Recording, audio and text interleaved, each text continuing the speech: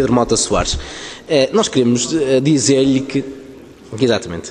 Nós queremos dizer que o problema não se resolve com descontos ou descontinhos. Não é com uma visão assistencialista que resolve-se o problema da pobreza e da injustiça social no nosso país. Antes, pelo contrário. É que o Sr. Ministro tem um governo que atira milhares de pessoas para a pobreza e depois inventa uns descontinhos e uns descontos sobre algumas prestações sociais, que não está aqui em causa o bom sentido da medida, mas que objetivamente não resolvem o problema. É uma perspectiva assistencialista com a qual nós manifestamos a nossa total discordância. Porque ao mesmo tempo que atiram milhares de pessoas para a pobreza, estão, no fundo, a depois cortar também naquilo que são as prestações sociais como direitos e a manter as pessoas nessa situação, o que efetivamente é um muito mau caminho para o nosso país. E depois não vale ser Ministro utilizar a técnica de um famoso discurso do Primeiro-Ministro, José Sócrates, que veio para a televisão dizer: nós não vamos fazer isto. Eles queriam que nós fizéssemos, mas não vamos fazer isto. Também não vamos fazer isto. Também não vamos aplicar IRC sobre as IPSS. Não vamos aplicar IRC sobre o IRS sobre os pensionistas. Não vale. Esse discurso, o senhor, na altura, deputado, o senhor Ministro, na altura, criticou, e criticou muito bem, não vale. Porque não vale dizer o que é que não se vai fazer e que poderia-se ter feito. Vamos falar do que é que está no Orçamento de Estado em concreto, senhor Ministro. E o que está em concreto é que no corte nas pensões, face a 2011, temos menos 1.260 milhões de euros. Na Segurança Social são 453 milhões de euros que tiram aos reformados portugueses. Mais, nós temos um total de... Esta medida de corte do subsídio de férias e subsídio de Natal aplica-se a mais de 1 milhão de reformados. É 43% do total dos reformados. E, portanto, essa realidade não bate certo.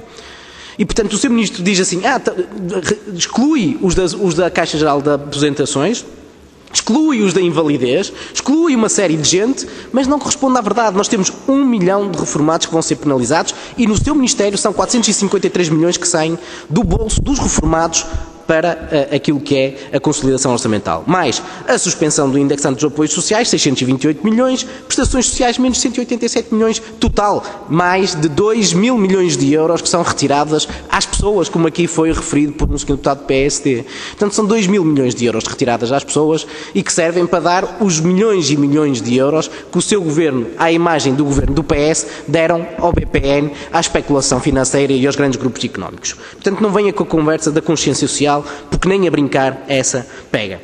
Subsídio de desemprego, Sr. Ministro. O programa de governo fala na autonomização da proteção no desemprego. O que é que pretende fazer? Nós sabemos que, Sr. Ministro, numa altura em que o desemprego agrava-se de uma forma significativa, temos mais de 1 milhão de desempregados.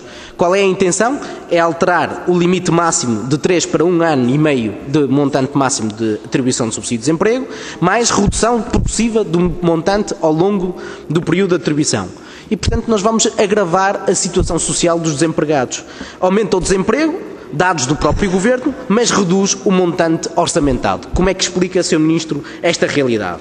Reduz o direito ao subsídio de desemprego, corta no subsídio social de desemprego, o que é que resta aos desempregados? É a esmola? É a caridadezinha? É essa a sua perspectiva, Sr. Ministro? Depois, uma outra matéria que queríamos abordar e que não nos convenceu com a sua explicação. Utilização do Fundo de Estabilização Financeira da Segurança Social, aquilo que é um fundo de reserva da Segurança Social, para formação profissional. Sr. Ministro, é um caminho profundamente errado. Ou então desminta o seu colega Ministro da Economia, que para cá veio dizer que era a utilização deste dinheiro para a formação profissional. É inaceitável. Código Contributivo. Ó Sr. Ministro, eu não tenho problema nenhum em falar do Código Contributivo e das alterações ao Código Contributivo. Primeiro, independentes. O Sr. Ministro aumenta o número de prestações que vão ser permitidas aos devedores para pagar a sua dívida, mas mantém a taxa de 29,6%. O CDS não disse, Sr. Ministro, na anterior legislatura, por diversas vezes, em projetos de resolução e propostas de orçamento, que a taxa contributiva dos independentes devia baixar para 25,4%? Julgo que sim, Sr. Ministro. Onde é que ficou essa proposta? E os rendimentos reais, que eu conheça, só há uma proposta que estabelece que os independentes possam ser tributados em função dos seus rendimentos reais. E essa proposta é do PCP, não é do CDS-PP e não está no Orçamento de Estado. Agricultores, a mesma questão. Onde é que está o discurso da lavoura do CDS-PP e da proteção dos agricultores? Caiu, morreu, porque no Orçamento de Estado mantém as injustiças todas. Para terminar, Sr. Presidente, já que excedi o meu tempo, pescadores. No que diz respeito aos pescadores, o Sr. Deputado, o Sr. Ministro, sabe muito bem que a proposta do Orçamento copia na íntegra aquilo que são as propostas do PCP em sede de tributação dos pescadores que foram apresentadas. E, portanto, não temos nenhum problema com essas medidas. Mas eu pergunto-lhe, então, porquê que o Sr. Deputado, o Sr. Ministro, votou contra, em sede de especialidade, em 2009, propostas do PCP que resolviam o problema, e foi o Sr. Deputado, que estava na Comissão de Trabalho, que levantou o braço para votar contra as propostas que o PCP em 2009 fazia. O mesmo se diga, e termino, em propostas de projetos de lei do PCP em 2010 e no Orçamento de Estado, em que o PCP apresentou por diversas vezes propostas. PSD e CDS-PP inviabilizaram, impediram que o problema se resolvesse mais cedo. Muito obrigado.